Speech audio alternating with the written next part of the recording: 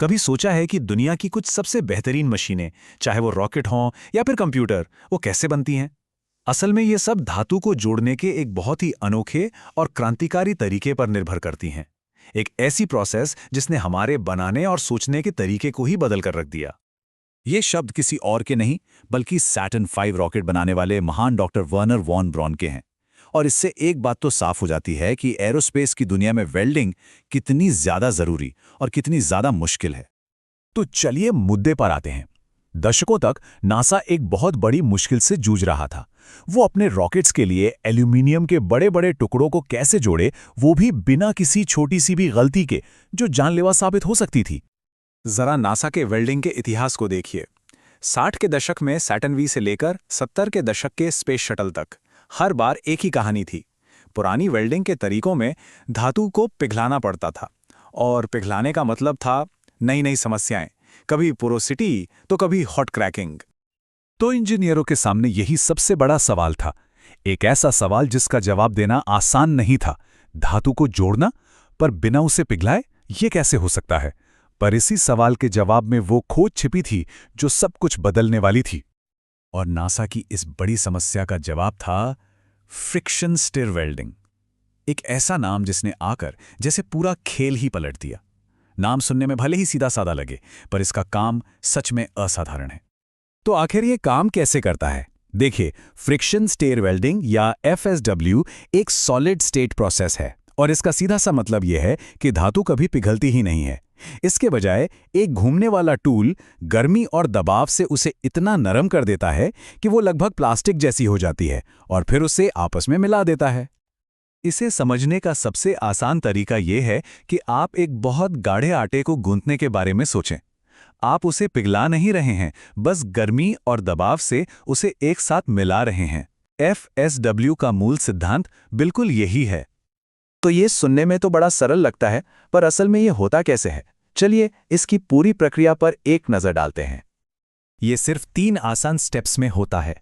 सबसे पहले एक खास घूमने वाला टूल धातु के 2 टुकड़ों के जोड़ में धंसाया जाता है। फिर वो टूल घूमते हुए उस जोड़ पर आगे बढ़ता है, धातु को नरम करता है और उसे आपस में मिलाता जाता है। और बस आखिर में टूल को हटा लिया जाता है और पीछे रह जाता है एक मजबूत, परफेक्ट वेल्ड। अब देखिए, इस टूल का डिज़ाइन ही इसकी असली खासियत है। इसके 2 बहुत ज़रूरी हिस्से हैं।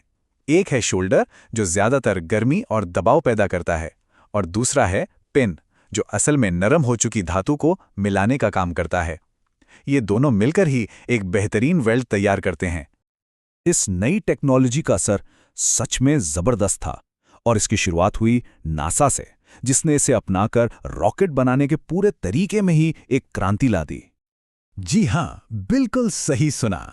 फ्रिक्शन स्टिर वेल्डिंग के बिना नासा का वो विशालकाय SLS रॉकेट बनाना शायद मुमकिन ही नहीं होता। वही रॉकेट जो इंसानों को वापस चांद और उससे भी आगे ले जाने के लिए बनाया गया है।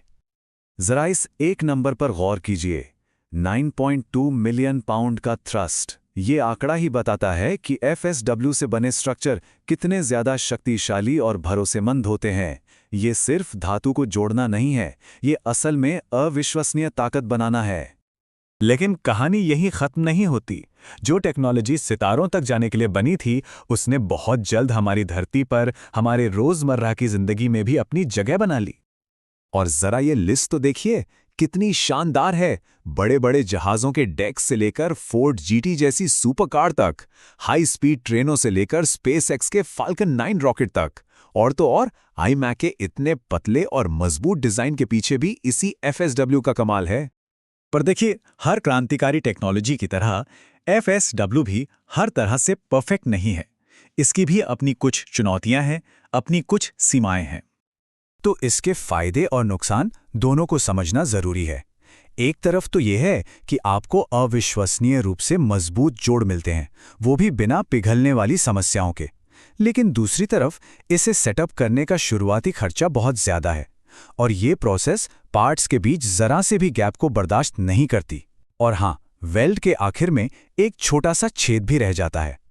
लेकिन इंजीनियरिंग का मतलब ही है समस्याओं का हल निकालना। तो वेल्ड के आखिर में बचने वाले उस छेद जैसी चुनौतियों से निपटने के लिए रिट्रैक्टेबल पिन टूल जैसे कई नए आविष्कार किए गए।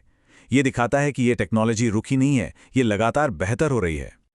तो आखिर में ये सवाल हमारे सामने आता है। फ्रिक्शन स्टिर वेल्डिंग ने हमें सिखाया कि बिना पिघलाए भी धातु को जोड़ा जा सकता है, और इसने हमारे सोचने का तरीका ही बदल दिया। ये सोचने पर मजबूर करता है कि भविष्य में ऐसी कौन सी अगली प्रोसेस होगी जो मैन्युफैक्चरिंग की दुनिया में ठीक इसी तरह की क्रांति लेकर आएगी।